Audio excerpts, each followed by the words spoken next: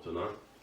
J'ai été libéré de prison vendredi dernier à la suite de plus de 6 mois d'emprisonnement dans le cadre d'une procédure correctionnelle et je passerai en appel mardi pour savoir si ma libération sera confirmée ou si je retourne en prison.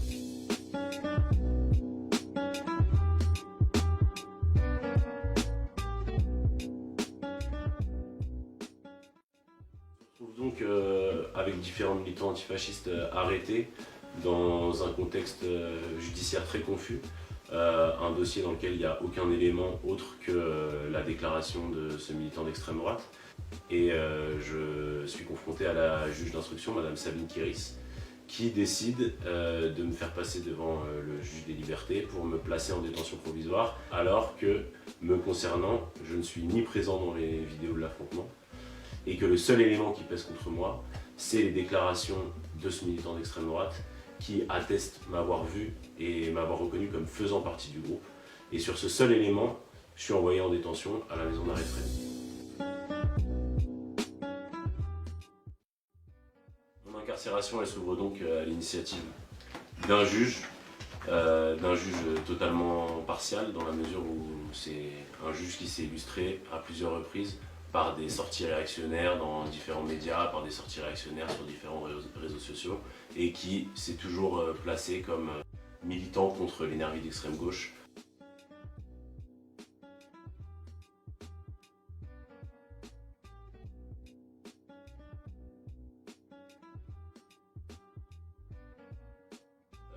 Alors qu'il n'y avait aucun élément probant dans le dossier, l'institution carcérale s'est attachée à construire une image de coupable autour de moi.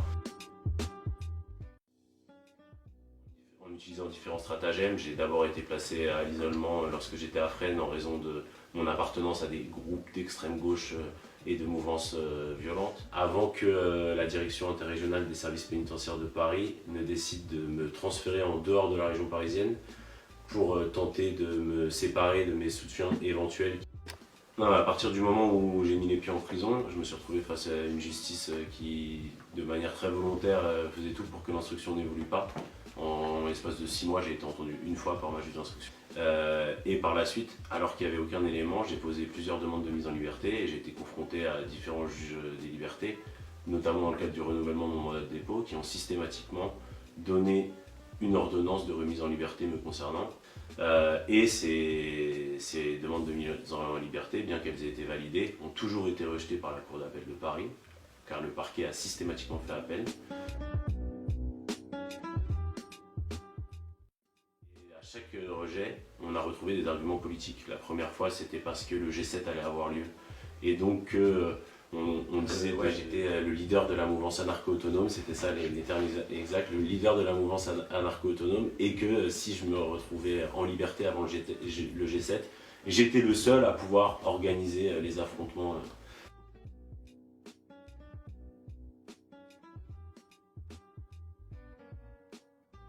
Et des propos qui étaient ensuite diffusés dans le reste des médias, c'est-à-dire qu'on me voyait comme une espèce de grand chef sans lequel rien ne pouvait se passer. On a même retrouvé des magistrats et des journalistes qui disaient après le 1er mai, si ça s'est aussi bien passé, c'est parce qu'il y a des antifascistes incarcérés. Donc on était dans une espèce de fantasme totalement construit de toutes pièces et par des journalistes et par des magistrats pour empêcher ma sortie de prison. Donc après 6 mois de détention arbitraire et un dossier qui n'a pas du tout avancé depuis le début, l'instruction est totalement vide depuis le 1er jour et 6 mois après, les magistrats se sont trouvés dans l'obligation de me libérer. Charles Prats, le premier magistrat qui m'avait incarcéré, a lui-même signé l'acceptation de la demande de mise en liberté. Sauf qu'il l'a assorti d'un contrôle judiciaire extrêmement strict. On retrouve notamment à l'intérieur un cautionnement préalable à ma libération de 10 000 €, ce qui est un moyen assumé par la justice de nous taper directement au portefeuille. Une assignation en résidence en Loire-Atlantique avec interdiction de me rendre à Paris et interdiction de pouvoir parler avec mon frère alors que je vois ce dernier au parloir depuis 6 mois.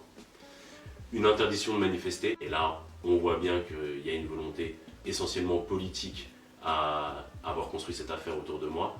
c'était pour m'interdire de manifester et m'interdire de participer aux mouvements sociaux. À côté de ça, une obligation de soins et une obligation de traitement psychiatrique imposée par ce magistrat, dans une volonté en fait de pathologiser les faits et dans une volonté d'expliquer par une maladie mentale, par des problèmes psychiatriques, le fait d'avoir agi politiquement contre l'extrême droite.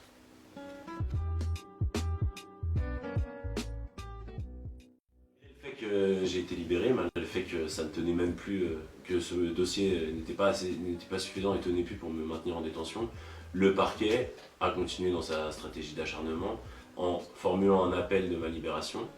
Appel qui sera donc statué mardi prochain, date à laquelle je serai si je retourne en prison ou si je reste en liberté.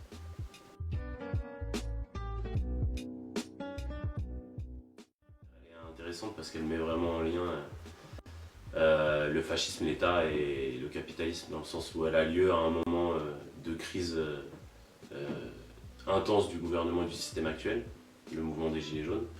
Un mouvement qui, en son sein même, est traversé par des contradictions et au sein duquel il y a des tentatives d'intrusion de l'extrême droite dans les mobilisations et des tentatives de manipulation du mouvement à travers la présence de l'extrême droite par le gouvernement. Cette stratégie, elle se poursuit aujourd'hui. Le gouvernement de Macron, c'est un gouvernement qui essaie de se placer comme seul rempart face à l'extrême droite, tout en, dans le même temps, radicalisant le discours public, en augmentant les actes islamophobes, en parlant de l'immigration. Le gouvernement, à travers les institutions, tente systématiquement de discréditer, de disqualifier, d'incarcérer, de réprimer toutes les personnes qui sont le vrai rempart face à l'extrême droite en tant que système de domination et en tant que système au service du capital et au service du gouvernement.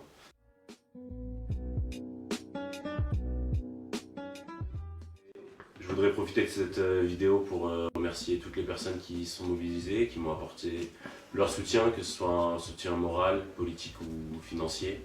Ça a été véritablement très important pour moi.